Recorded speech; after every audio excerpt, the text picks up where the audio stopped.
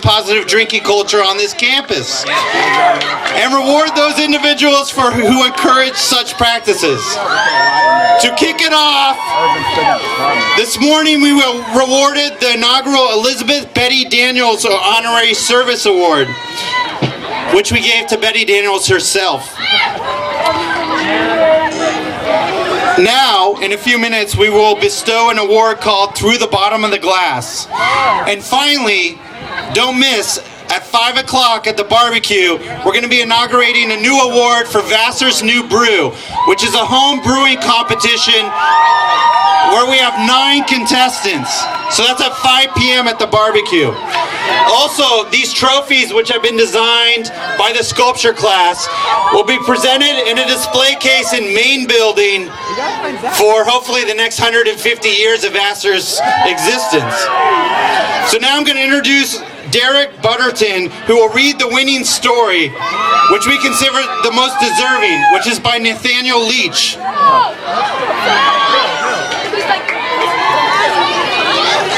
right. So here's the winning story of the Through the Bottom of the Glass competition.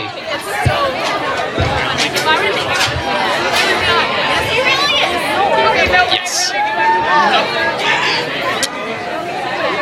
My name is Nathaniel Albert Leslie the Leech, and once, when complaining about normal things not happening to me, my friend Barrington said to me, "Nate, normal things don't happen to you because you don't do normal things."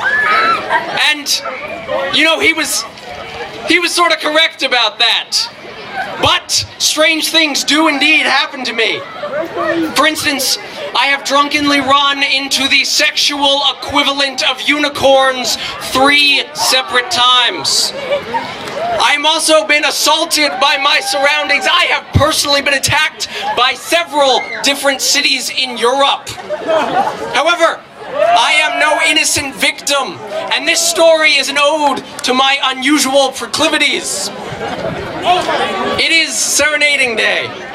Some people brought Super Soakers, others senior class t-shirts, and everyone was drunk and merry, doing whatever it is that people do when they party.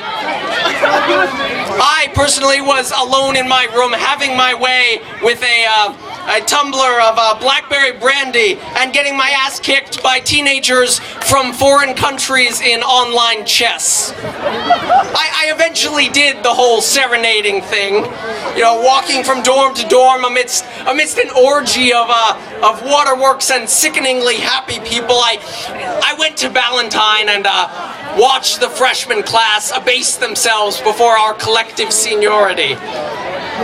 It was interesting, but there were a lot of other humans around, and I wasn't nearly drunk enough to try to interact with them. So I went back to the THs, which were deserted, but for Ben Scaglione, class of 2011, who had returned for the day and was having a beer alone on my couch. I began drinking again, polishing off the brandy and a few other strange drinks, and I was starting to really feel it when Skaggs decided we needed to go to Kmart to buy some duct tape.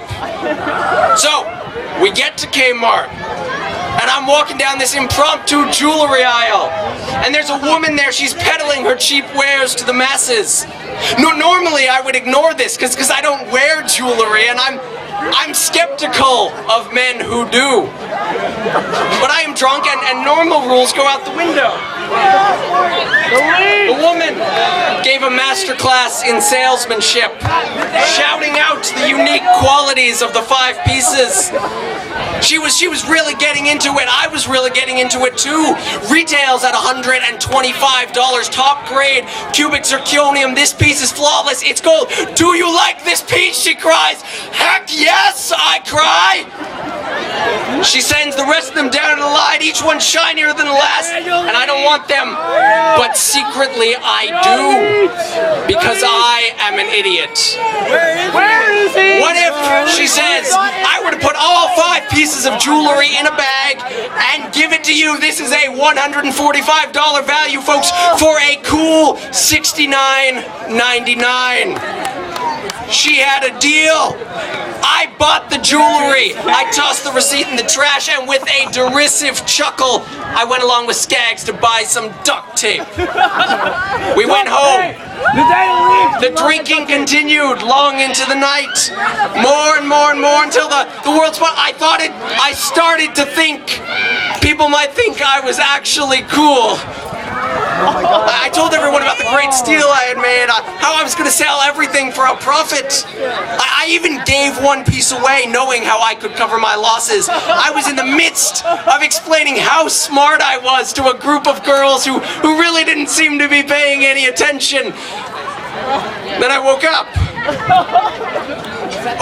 Over the course of the next couple weeks, I learned I had made a hideous mistake.